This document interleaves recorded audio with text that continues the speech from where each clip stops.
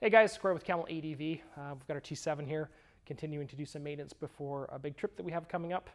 Did wheel bearings, changed tires. When I went to put the tire back on, or the wheel back on, I realized that the front brake pads are wearing unevenly. So this is a 2-piston caliper on this bike on the front, which means that as the pads wear, the whole caliper slides back and forth. Whereas if we have a 4-piston fixed caliper, it mounts in one spot and then the pistons push from each side. So you get a more consistent brake wear with a 4-piston setup. The 2s are a little bit lighter and they're definitely cheaper. So being the budget bike and all, they use a 2-piston on here. So I'm going to change the pads out and I'm going to show you what to look for with those caliper slides. So on the T7, you can do a brake pad change without removing the calipers. You'd knock these 2 pins out, cotter pins, move the slide pin, and the pads actually follow at the bottom, and you can put the new ones in. But because I am a little bit concerned that maybe these slides are sticking, causing uneven wear, I want to take the caliper off. We're not going to take it all the way off, we're just going to rotate it. We're not going to mess around with the lines or anything, but I just want to have a look at it, make sure that everything is good. So you can take an awl or you can take needle nose pliers, and you're going to pop these pins out. So there's one here, and then there's one at the back here. Same thing. Set that aside. And then we've got the cross pin here. We're going to slide that out, and then you can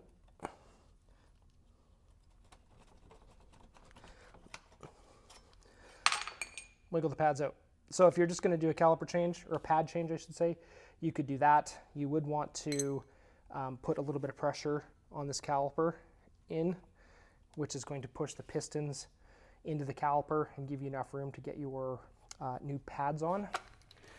But we're going to take these 2 M10 bolts out to pop the calipers off to have a look.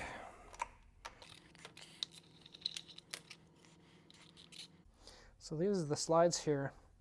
This is the mounting bracket and the caliper, and everything seems to me moving pretty well.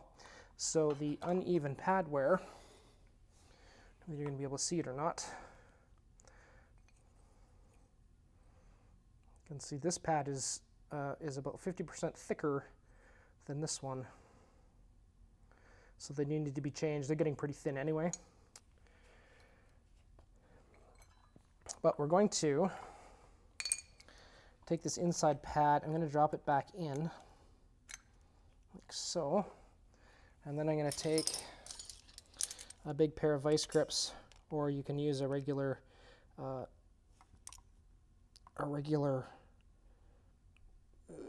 clamp, C-clamp, and we're pushing the pistons back into the caliper, which is going to allow us to get the new pads on.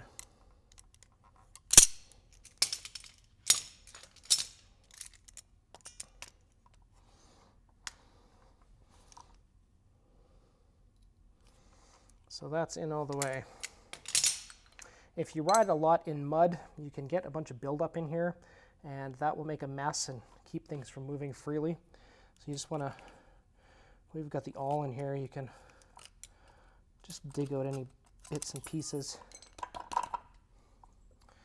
And that's a spring clip that keeps some pressure down on the pads. The pads sit up against that and push them down a little bit, and it keeps them from making more noise. They're not rattling around, it keeps some tension on them. So we sell Galfer pads at the shop. I really like the sintered stuff. Seems to work really well in the T7. I threw some gloves on. When you're installing these, you want to make sure that you're not touching the actual meat on here, the braking material. The oil from your fingers can attract dirt, and then you get squealy brakes. That's what they say anyway. I feel like on an off-road bike, especially on the back where you're lubing the chain and there's a good chance that you get some overspray on the chain lube, or maybe you have a fork seal leak on the front, that these brake pads are always gonna be in contact with oil.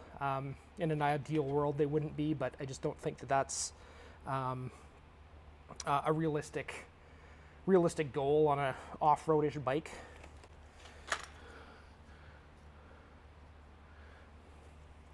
So we've got the new pads here.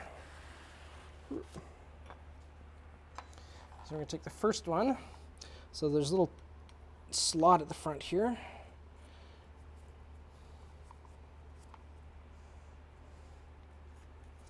And the slot is where this end slides into, like so. And then we're going to take our pin and slide it in, like that. And then we're going to take our 2 cotter pins. So on this one here, it goes between the pin and the caliper body and the pad. And then this one goes at the end of the pin. So the bent legs here on the cotter pins are over top of the caliper housing.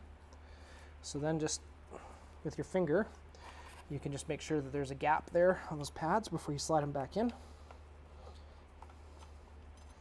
And then we can reinstall. So on the caliper bolts, I like to put medium strength Loctite. It's kind of like the Frank's Red Hot commercial. I put that on everything. I think on a bike that's going to get a lot of vibrations, like an adventure bike, putting blue Loctite on things is a really good idea.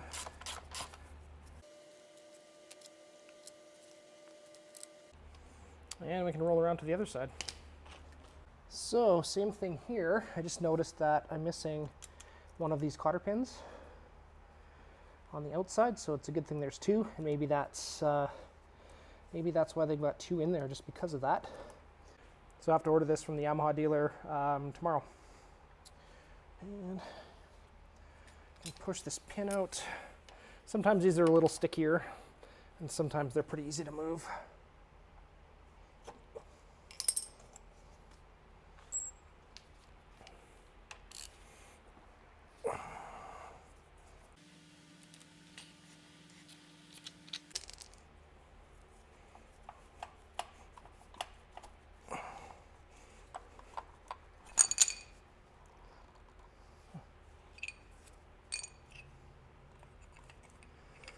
Same thing, we're going to slide the pad that's up against the pistons in. Then we're going to take a clamp and we're going to squeeze these back in. So something to be aware of when you're doing this is that when you try and push the pistons back in, that fluid has to go somewhere. Normally it goes back up through the hoses and into the reservoir, but if your reservoir, if you've topped it up since you had fresh brake pads on here, the amount of available room and volume of oil has changed. So as these guys get thinner, the pistons move out, which takes more fluid. So if you then top up the reservoir, when we go to push the pistons back in, sometimes there's no room for oil, which is problematic. So in that case, we're going to crack the bleed screw here, and we're going to let out some of the oil here rather than trying to push it back through to the top. So it's going to be a little bit messy. This is going to dribble all over, and we're going to have to spray it with brake clean before we put everything back together. And this is an 11 mil wrench. So one way to do this, you can move you over here so we don't accidentally get sprayed with oil. So we're going to crack the bleed screw here, like so. And like I said, we're going to make a bit of a mess. We're going to get fluid everywhere. If I had a hose that was the right size to fit over the bleed screw, I could do that. And then we could kind of direct that flow of oil that's coming out. But I don't have anything here right now. So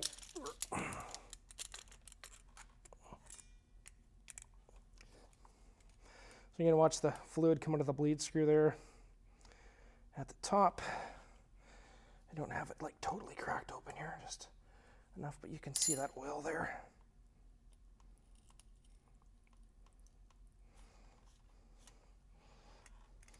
And we don't want to let any air into the system. So Give that a squeeze and tighten that back up. So now we've got the pistons all the way back in, and we've got a big mess. So we're going to hose this down with brake clean, get it off the rims and off the tire, and make sure we don't have any on the rotors before we put things back together.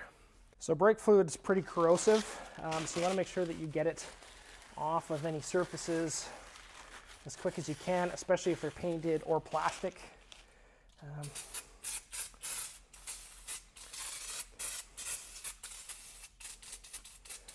So this would have been much better to have a hose on here, a small one into a container. I just don't have anything that size in the shop right now, because now we have this giant brake clean mess to deal with.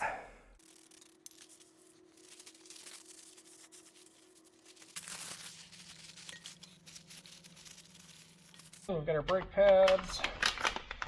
So pads are sold in pairs. So when you're doing your front brakes, you're going to have to buy 2 pairs of pads. There is a note on our website if you are buying from us to remind you that you need 2 pairs, but it is something that people often forget. We're constantly sending emails to people saying, hey, we saw your order, and you got 1 pair of fronts and 1 pair of back. Do you, is that actually what you want to order, or do you want to order 2 fronts? And then we end up sending a 2nd pair of fronts out to them.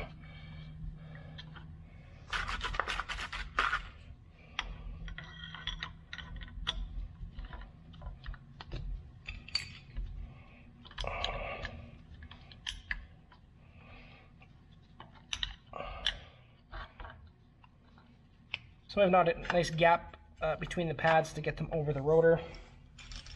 Again, the caliper bolts with a little bit of blue Loctite on them.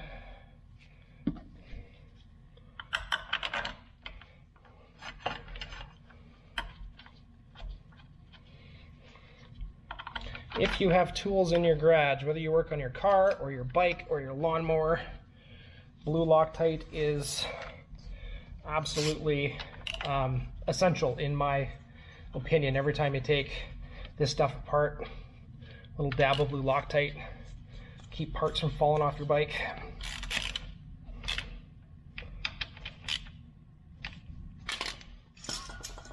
And I'm going to make sure that I did get that tight. There we go. And then we're going to take our cotter pin, and I would normally stick it back in here, but I'm going to put it on the inside. This one I'm going to put on the inside because it's a little more protected, because I've only got 1. At the moment, I want to make sure that I've got the best chance of it not coming apart, not falling off and making a mess. So we got to get that guy ordered. And put our rubber cap back like so. So now you might be thinking, cool, we're done, but we're not. So we've got an air gap between the brake pads and the rotors. So the first time you go to grab the brakes, it's going to go all the way to the bar, which is terrifying. If you've ever had it happen, you change the brake pads, you're in the garage, and then you go out for a ride and you forget to reset them. So you got to pull the lever a few times to get the pads to move over to the caliper. And if you don't, when you pull the brake pads, you will have, or pull the brake lever, you will have no front brakes. So that's it. Any bike that only has 2 piston front calipers, the brake pad change is going to be very similar. It may not be exactly like we just did, but it will be very, very similar. So you can use this as a guide. If you have any questions, as always, info@camel-adv.com. Thanks for watching. Ho ho!